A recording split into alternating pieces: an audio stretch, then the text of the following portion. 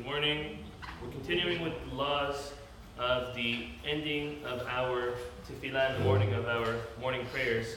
And as we pay attention, the end of Shacharit always ends off with Aleinu, Leshabeach.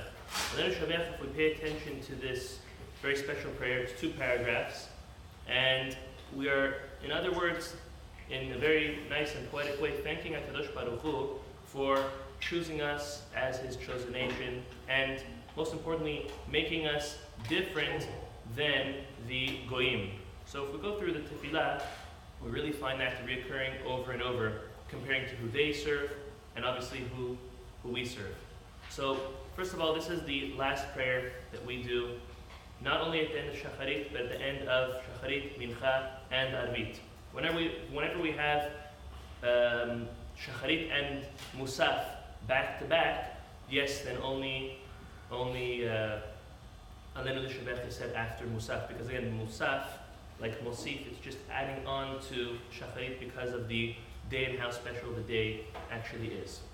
Now, if we look at the paragraphs, something very special, besides for saying it, we also say it standing up, and there's also an allusion to these are our 2 edim, our 2 witnesses that are these 2 paragraphs that we have fulfilled this tefillah properly. The first and last letter of both of the paragraphs is Ayin and Dalid, which spells Ed, and as we know, we need 2 witnesses to ever have anything be carried out properly according to the Jewish court system.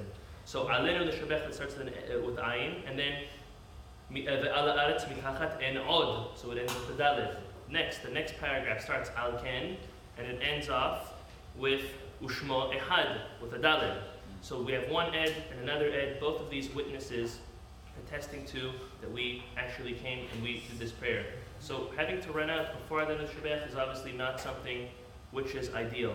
Also saying Ve'al Ken at the beginning of the second paragraph, also now you're not making it the Ayin and the Dalid, you're making it a Vav and a Dalid, and you're tampering with that concept of two Edim. We'll just mention, if a person is praying in a synagogue where they have a different custom and they don't mention Aleinu Leshabeach at the end of the prayer, rather the Ashkenazic custom is to mention Aleinu Leshabeach after Uva L'Tzion, and then after they do Shir Shel Yom, and they have a lot quicker and a much more abbreviated tefillah towards the end. If a person finds himself in such a situation, they don't need to say Aleinu Leshabeach then and continue their prayer and then say it again after. What's proper to do is to continue your tefillah, even though you're not saying Aleinu Leshabeach with the congregation, talking if you're praying probably in an Ashkenaz synagogue, and you'll do it afterwards. One thing that is important to note is that if everyone is standing up and you're the only one sitting down because you're continuing with the Shir Shel Yom and Kaveh and all that, it's proper that you should stand up also, and you should not stick out, because if everyone's standing, it's not nice if we would be there and we would not be standing. So there's some more laws about Aleinu Leshabeach, but we'll start off with this for now. Tonight Mincha Arvit is going to be at 7:40. Tomorrow morning Shacharit